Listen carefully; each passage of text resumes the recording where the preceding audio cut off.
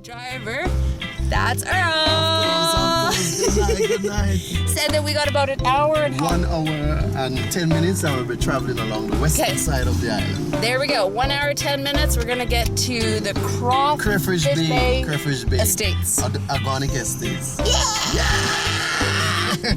Lesson number 1, it's pronounced Grenada, not Grenada. I learned that and many more things from Earle that day. Let's hear more of his story.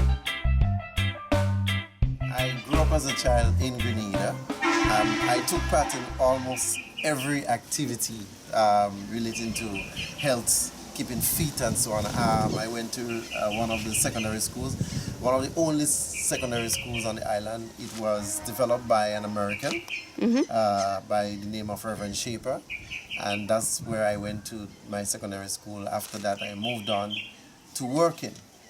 While working, I juggled college and working in between, and then I move on into teaching. And that's where I spend the majority of my life, into teaching young kids how to become meaningful in life, how to see value in their lives, and so on.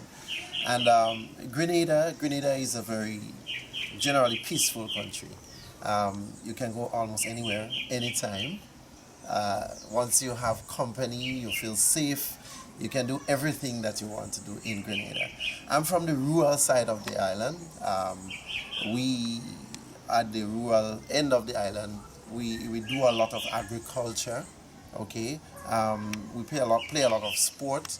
We visit the beaches, we do a lot of fishing on the rural side of the island. And so generally Grenada is my home, and that's where I love. What are some of your biggest accomplishments since turning 30 years old? Oh, my biggest accomplishment was I got married and I have my 2 kids, Monique and Enrique.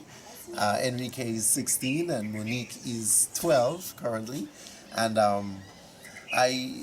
being able to be trained as a teacher so that I impact knowledge on the young kids, and this is one of my biggest accomplishments, because there are kids on the island who have a lot of challenges in terms of them going to school and meeting the demands of school. And when you have persons who are committed to the task, these people tend to help those kids a lot. So I really enjoy doing that, teaching and so on, before I turn 30.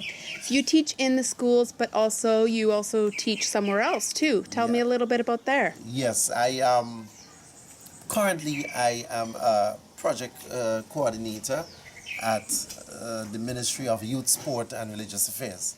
All right. I run a very interesting project at Her Majesty's Prison, and we have the project on for young people between the ages of 18 and 30 years. So these young people, they are up at the prison, but in order to improve the rehabilitation process, we have that program that we teach them different skills. We teach them life skills, vocational skills. We also teach them how to read, how to write if they're having problems with that. And we try to encourage a reintegration process involving both the family and the victims. Mm-hmm. What kind of attitude do you think you possess to reach all these accomplishments? Well, I think you as an individual, you have to have a positive attitude.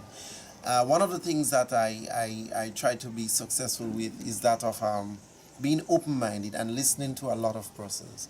You may not have the correct answer at the time, or the answer that they're looking for, but when they ask you questions and you listen, I've learned that over the years, listening to persons, by standing and listening, giving them a listening ear, you are able to help create change, bring on change with those young people.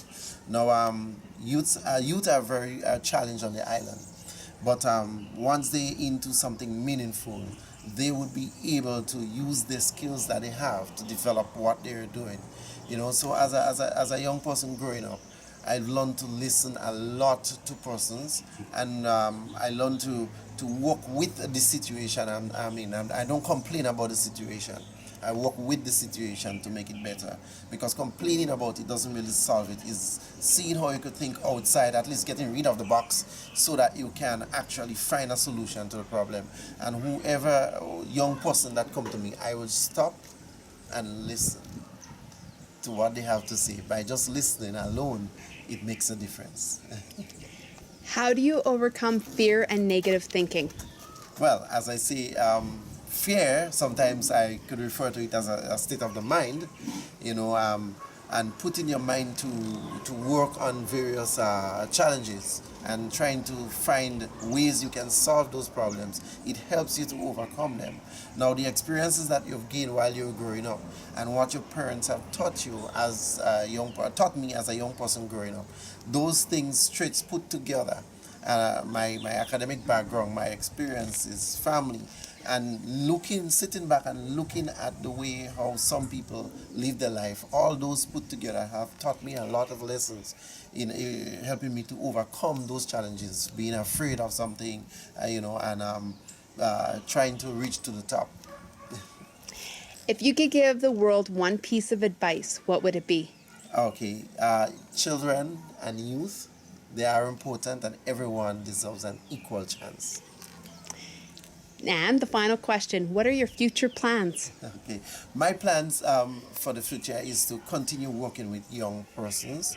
I want to continue training because, in fact, this morning I signed up for a special management training course, and my ultimate goal is to work and contribute back to my community, so that I can help the youth inside of my community right now who are currently walking the same footsteps as I am, because I grew up as a child from humble beginnings.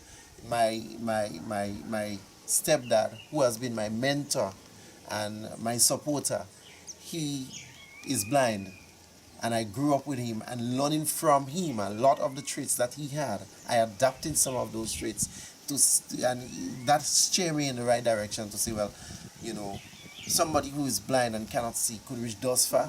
How about somebody who could see? They could reach further, maybe.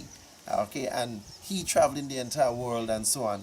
I am trying to follow in that footstep to give support to much people, as much persons as I can.